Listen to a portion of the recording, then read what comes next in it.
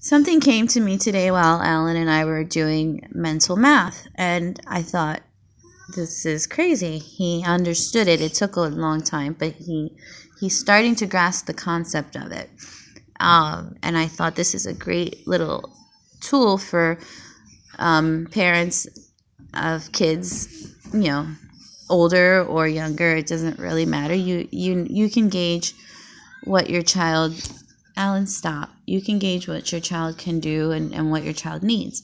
So, for example, if you have a child who's really struggling with math, now they don't really teach shortcuts. This Common Core stuff that they do now is just ridiculous. And the charts that they use are ridiculous because when I learned math, and I initially struggled with math when I was a kid, and until I had a teacher who really wanted to teach me shortcuts. So I ended up becoming so good at math that it became my favorite subject, and I ended up advancing pretty far with math even in college. So I was trying to remember all those shortcuts that I initially learned when I was a kid in elementary school, and I struggled, and they sent this teacher to help me. And she said to me, and I'll never forget it, she said, there's a shortcut to just about everything. So how it goes, and it's something you can introduce to your children, especially if they're struggling in second or third or fourth grade math, because these foundational equations should be like this by fourth grade.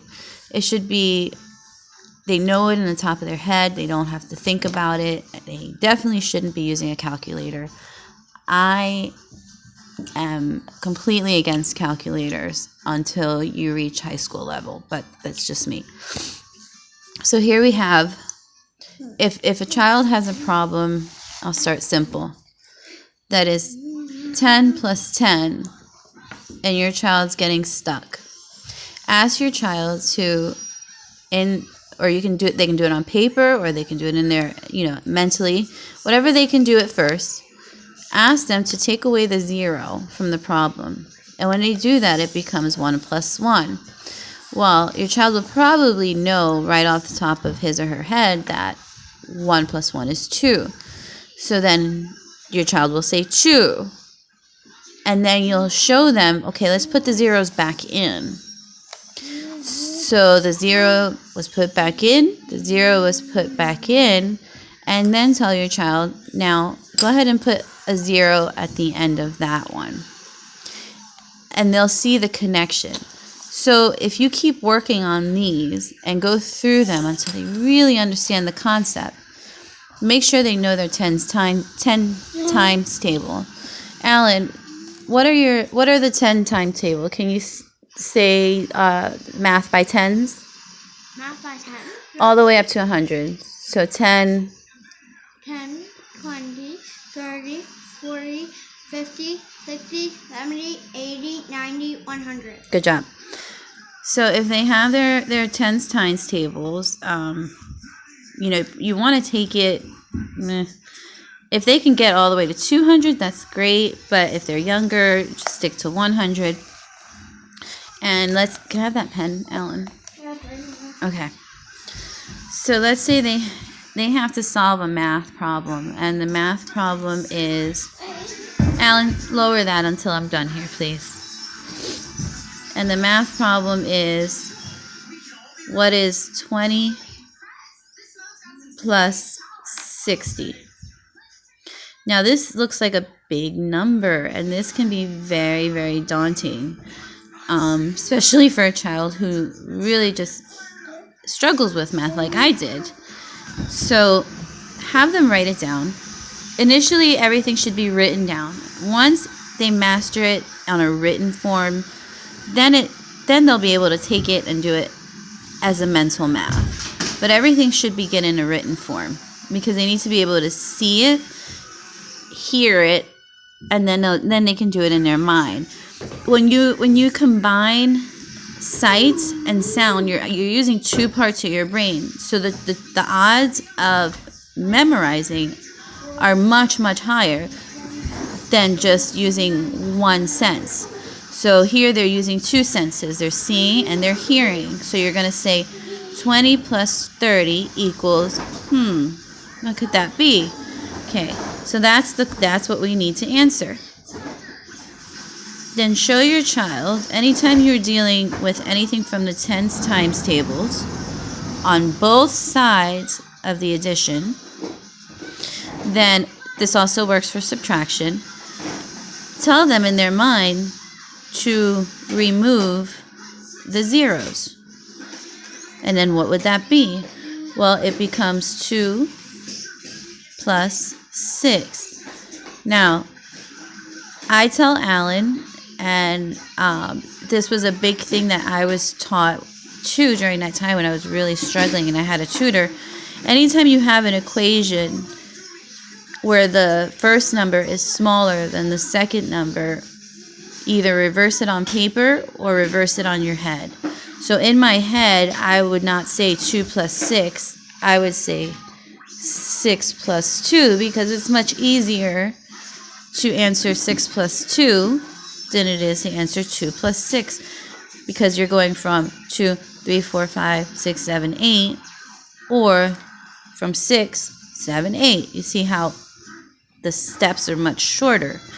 So that was, I kind of sidetracked there, but I just wanted to show you that. So tell your child to mentally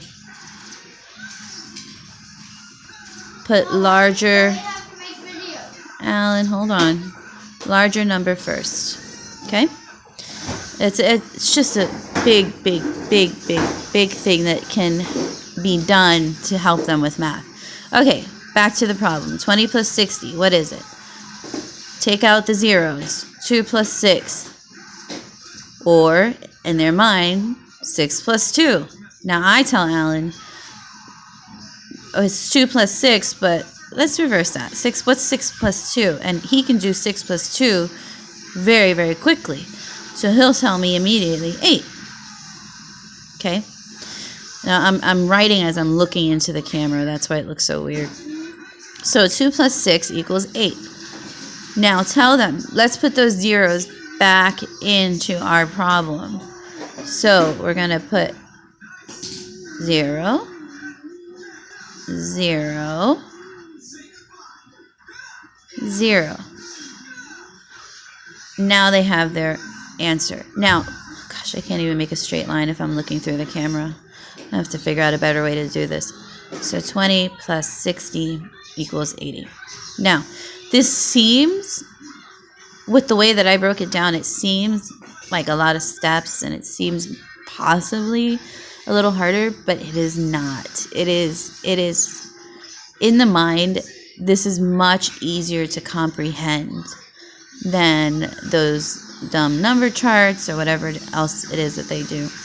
So it's a shortcut, it's a tool, and these types of shortcuts, once really learned and used regularly, these shortcuts will then move into every other math going forward. I use this in my mind with really large numbers when I was in college, or anyway, it transfers over. It makes them better at math all around. So there you go. Hope this shortcut helps. This was really impromptu. I hope I was clear enough, and I hope you can use this to help your child. I wish I would have thought about all these tools and all these shortcuts when my other kids were little, because I just put so much faith into the schools and so much faith into the teachers. And I was young and I didn't understand how much of a help I could actually be. So I didn't do this with my other children, and I regret that. So at any stage, this is something that you can pass by your child and say, hey, do you know this? And if they do, great. And if not, they're going to be pretty happy about it. But there are tons and tons of shortcuts. There's shortcuts with every type of math. they do not teach most of these shortcuts in school anymore. When I was in school, teachers loved to give kids 2 or 3 different ways of learning because they understood that different kids learn different ways. But that doesn't happen anymore. There's one way, one method. I actually had a teacher 2 years ago tell me, stop helping your son at home. Do not teach your child math. I said, I never thought I'd hear the day where a teacher would tell me not to help my child learn math. And she explained to me that the way I do it versus the way they do it is so different. But he will be tested on his method, not on his ability to get the right answer. And I was blown away. I said, so if he can answer a math problem, a complicated math problem, and get the right answer, but uses a different method than the one that the curriculum has chosen for him to use, then he will actually be marked incorrect or partially incorrect.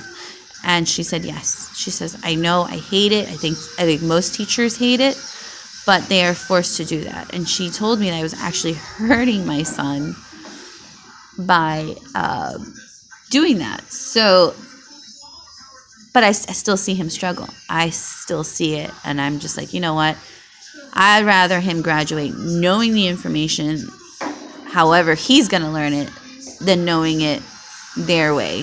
So hopefully these shortcuts will then help them understand the concept of math. And math is a concept. It is a way of thinking. So I think by teaching shortcuts is still okay. It's still good if you pair it with whatever method their own teacher uses. The two together will make them a stronger with math. Not always. You have to use your judgment. If switching from something like this to what the teacher wants them to do is going to throw them off, then don't do it. But I think this is simple enough that it's not going to hurt anyone. This is just something that they can do in their heads to get a faster answer and an accurate answer, or even just a way to check their current answer with a different method. Hope that's clear. I know there was a lot of talking, but I was just thinking of all those kids out there, 2nd, 3rd, 4th, 5th, even 6th, 7th, or 8th grade who are really missing the concept of math and missing the fundamentals and missing the brain processes. You can use so many different parts of your brain to do one math equation, but really in school they're learning one way or maybe 2 ways if they're lucky and it's a good district. But I know for example, Hempfield School District, there is one way to do anything. And if a child is not strong in that method and that type of thinking, it's totally different type of thinking than we had growing up, then they're not going to do it. They're not going to be able to do it. So then we decide as parents, well, do we want them to learn math, or do we want to conform to someone's decision of how our child should learn math? And for me personally, I want him to learn math. So I don't care if it's their method or my method. It's just one of those things. It's annoying. Anyway, hope this helps somebody. Thanks.